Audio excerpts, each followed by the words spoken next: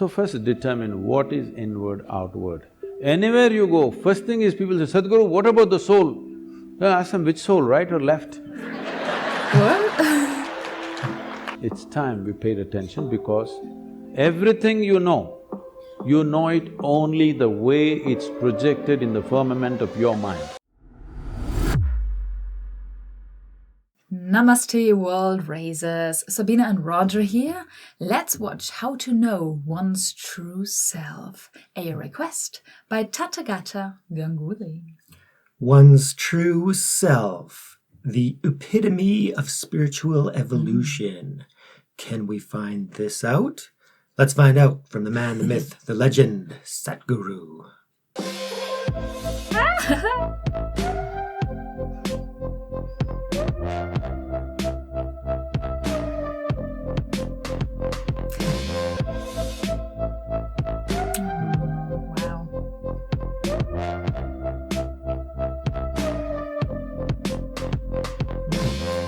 Good. Generosity.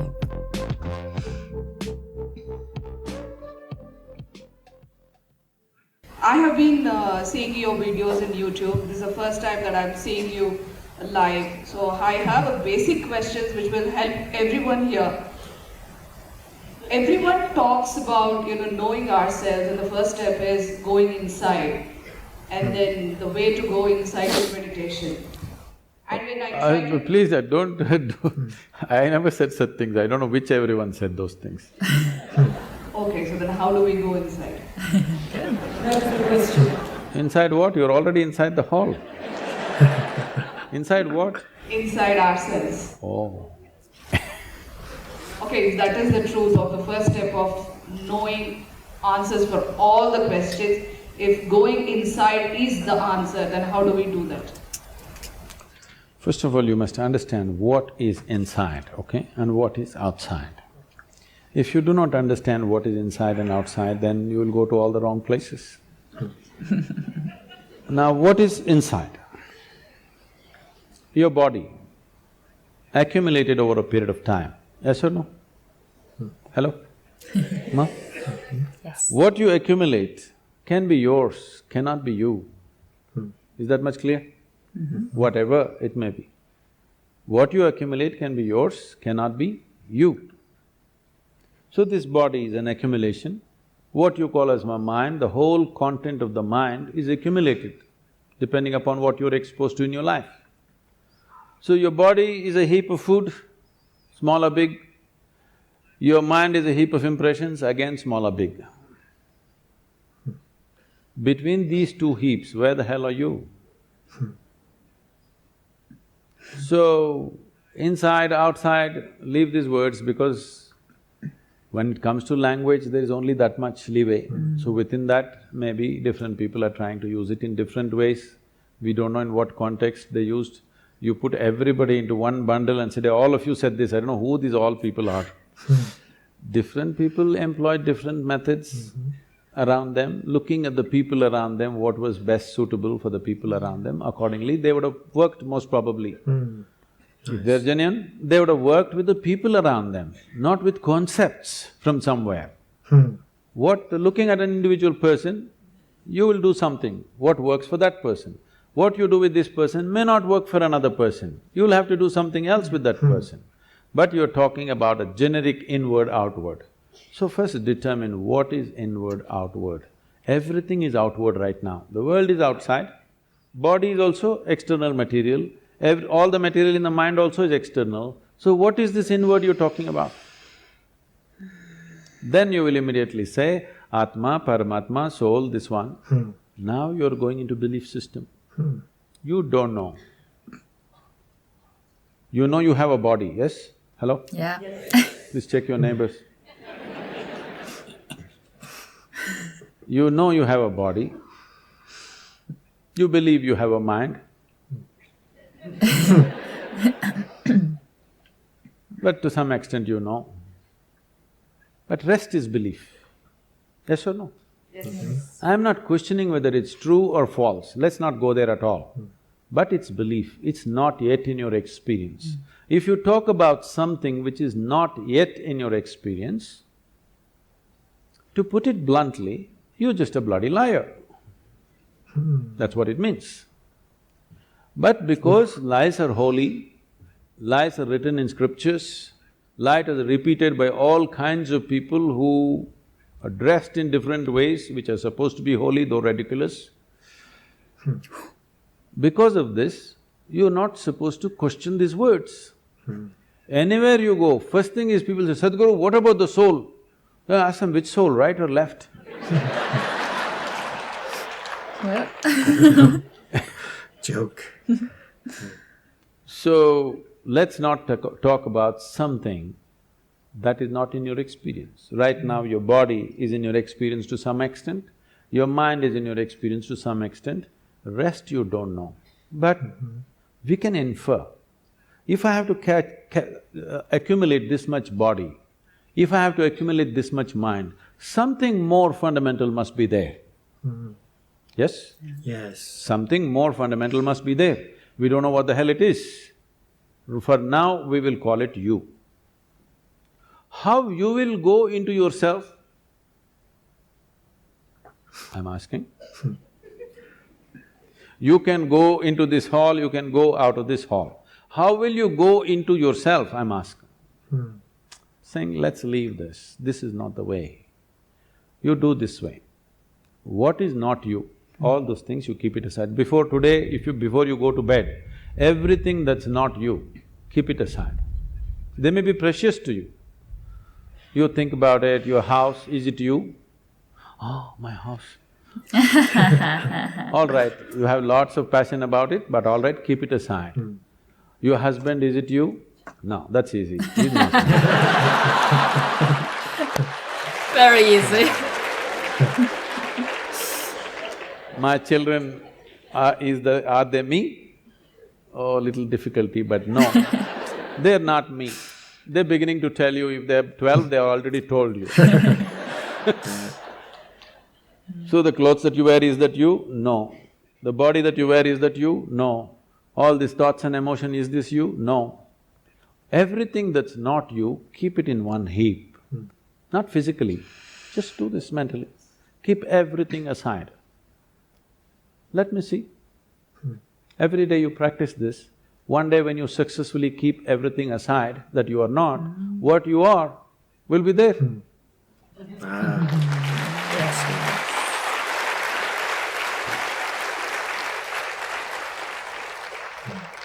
We have too many ideas about things that we have not seen. It's a big problem. Shankaran Pillai went to Britannia. Can I? Yes. Shankaran Pillai went to Britannia Industries to find a job,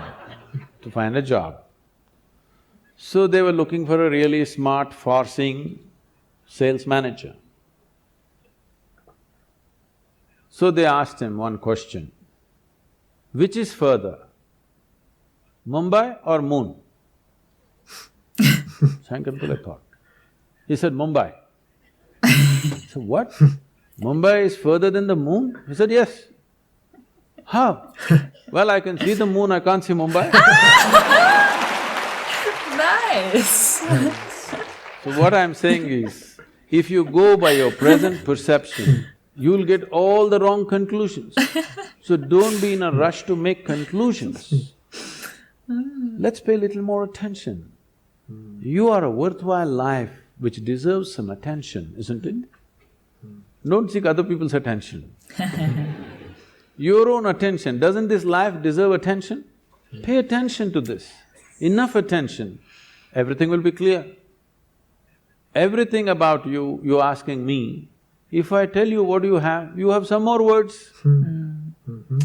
Some more words you have, that will not get you anywhere near the truth. One more word or 10 more words doesn't get you any closer to reality, just you'll have more things to say to somebody else.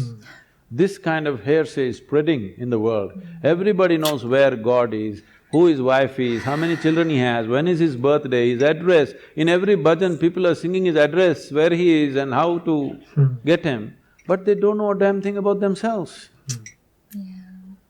This kind of, a very knowledgeable ignorance is dangerous. you know. Knowledge. If you do not know, it's not a problem. If I see I do not know, the possibility of knowing is always there, isn't it? If I do not know and I think I know, then I've destroyed all possibilities. So, we have arrived at many things. We know, in every culture they know what is the nature of God, where He resides, how the ambience is there and the works, you know. Everybody knows the geography of the heaven, isn't it, don't you? But you don't know a damn thing about yourself. It's time we paid attention, because everything you know it only the way it's projected in the firmament of your mind. You don't know anything any other way, yes or no? So, what you need to fix is, you are seeing everything in a mirror of your mind, and the mirror is wonky. First fix it. First thing is to make it stable, flat, proper plane mirror, so that you see everything the way it is. Does a plane mirror show you everything the way it is? Everything reverse, you know. Then you will have to flip it, that'll take much more skill. Most people can't flip a dosa. Now, to flip the whole universe, the whole life that is reflecting in your mind, to flip it over without shattering it into pieces will take much more. But the first thing is to level out the mirror so that it shows you everything the way it is, not some other way. Right now, everything is seen depending upon how you're identified with something. Every identity has distorted the mirror of your mind, and it shows you things in completely different way than the way it is. First thing is, stop talking about things that you do not know. No soul, no Atman, no Paramatman, no God, no divine, no heaven. Talk about something that you know, and then the longing to take the next step will become strong. Otherwise, when you know the geography of the heaven, what is the need to pay attention to anything?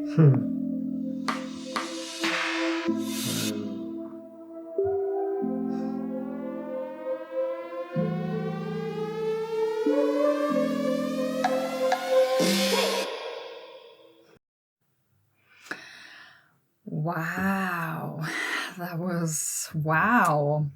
You got a bit wrathful there. That was fantastic, yeah. Wrathful Sadhguru, come and unleashed.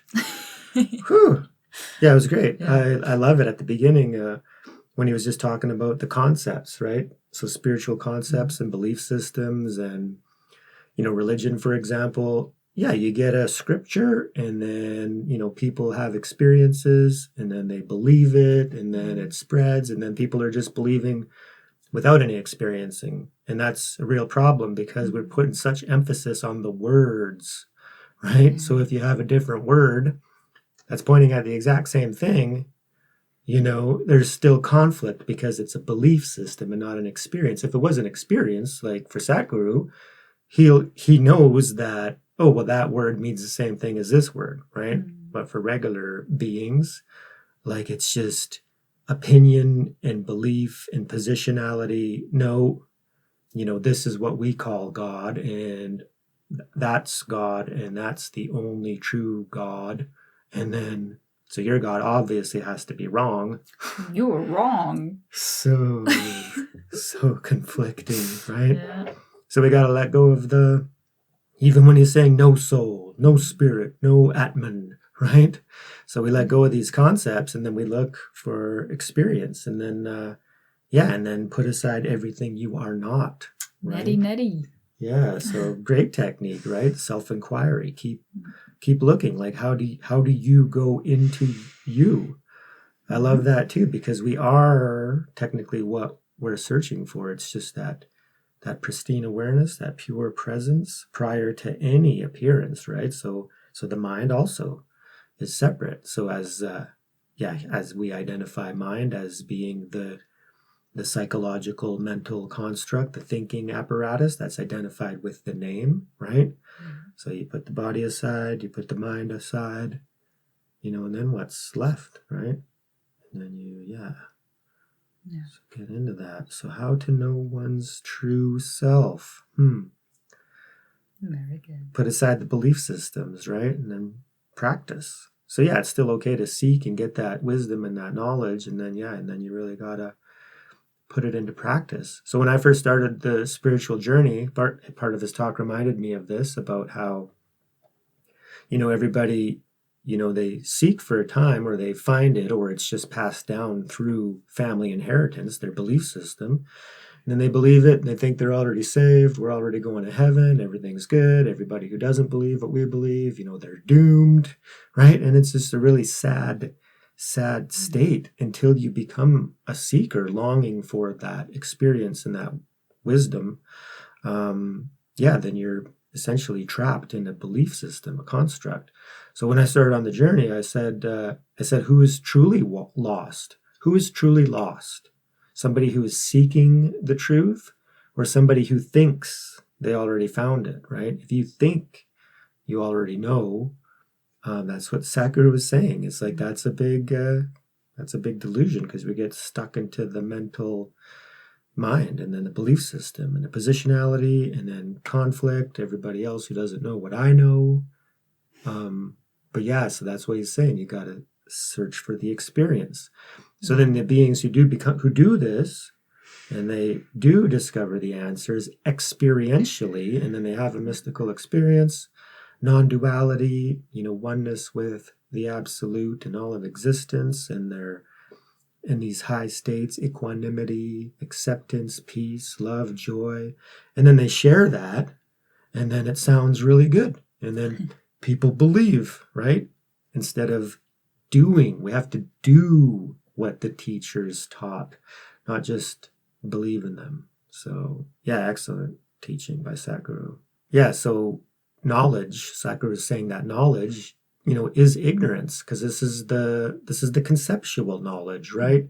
So when you're seeking, just, intellectual understanding about something, and even for spiritual seekers, we can fall prey to this by just bringing in all of these, concepts, and we can understand, that Shiva is that which is not, and then we understand that conceptually, and and then we understand God a different way, and then we understand, spirit like this, and then the soul, and then we think, oh, I know what all of these things are.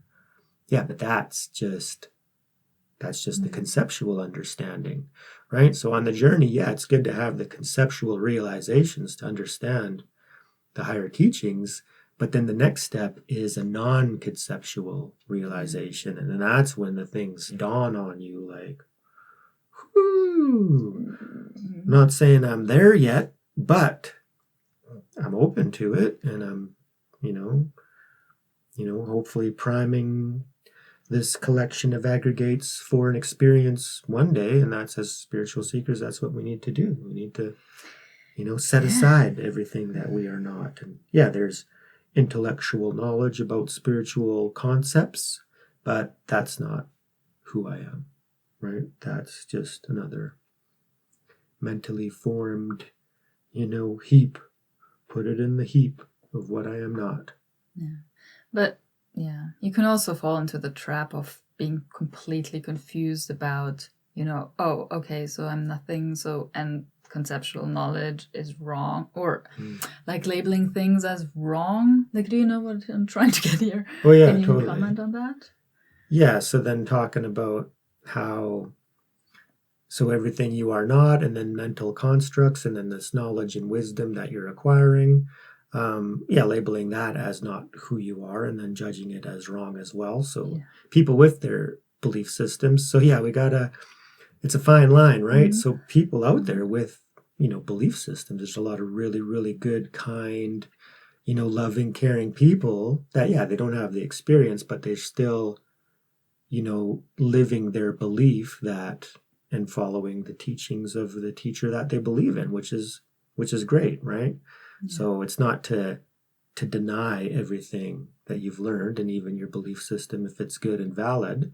Because there's some people, honestly, that aren't, they're not destined to go within, and they're not on that journey and that path. So we still need to, in this lifetime. in this lifetime. So we need to be loving and kind and compassionate and caring to them as well, right?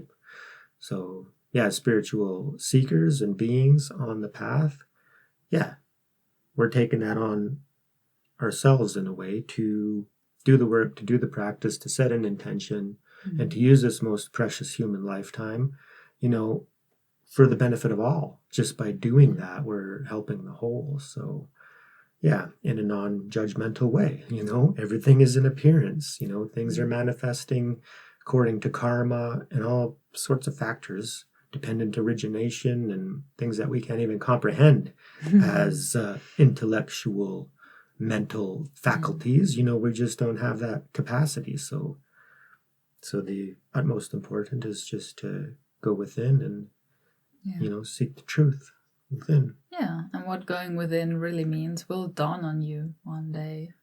It will become experiential.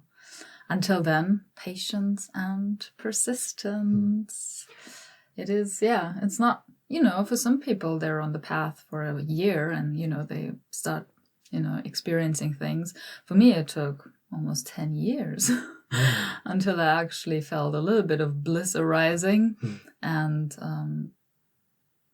actually understanding what turning inwards means. So, patience and persistence. You have to, purify karma. You don't know with what baggage you came, and so just relax into the path, trust, set your intention, and keep going, and stop judging, other people on the path. If they come to you with a question, you can offer, a solution. But going around and say you were wrong, it is this way, it's this way. Yeah, I mean, you can do it. It's totally up to you. Everything is fine, but, maybe just, I don't know, watch yourself. Yeah, it's good to, really turn within. What's your intention for doing this action now and this? And not beating yourself up in any way. If you've done something naughty, I still do things where I think, oh no, did I just say that? Or did I just do that? But then, I don't know, it's almost like at the moment automatic where I just, it's like, oh, okay. Not the most skillful or whatever. And then there's no judgment. There's like the recognition of, this was not the best thing to do, or not best, but the most meaningful or skillful. But then you relax because it's just like, it doesn't matter. You did that, you purify it, you recognize it, and then you move on. And then you do something that again, and then you recognize it, and then it almost dissolves into, I don't know if that makes sense. It's letting go practice. So everything is an appearance to the mind. And I like that you touched on that, because as spiritual beings, we can get trapped in that by judging our own behavior so negatively and adversely. And it was my first teacher, David R. Hawkins, who really touched on this for me, is that, the higher levels of consciousness are way more powerful than the negative. And it's a big problem in today's world where, some traditions put such emphasis on sin, right? And even negative karma. When, if you read Sadhguru's book, Karma, he says, don't worry about the negative karma, right? Everything is, there's habitual tendencies and delusions. And this ego, psychological mind, is going to operate the way that it's used to based on the memory and the influences and all the programming. So that's why you set an intention as a spiritual seeker to, express the higher levels of consciousness. And that's going to do more to advance you than worrying about the little bit of negative stuff that you're doing. So to just, let go of sin, let go of negative karma and relax. It's about accumulating, positive karma, or undoing the karma that you do have just by being, present and aware and mindful of the situations that arise, and then, correct your behavior as you go, compassionately, diligently, with patience and persistence, right? And then, then the sky's the limit, right? Imagine. Yeah. So thank you so much for joining us. If you like this video as much as we did, please hit that like button. Remember to subscribe. It really, really helps the channel. Let us know what you think down in the comments. And remember, raise yourself. and raise the world. Thank you so much, everyone, and a very special thank you to all our members. We love you. Peace.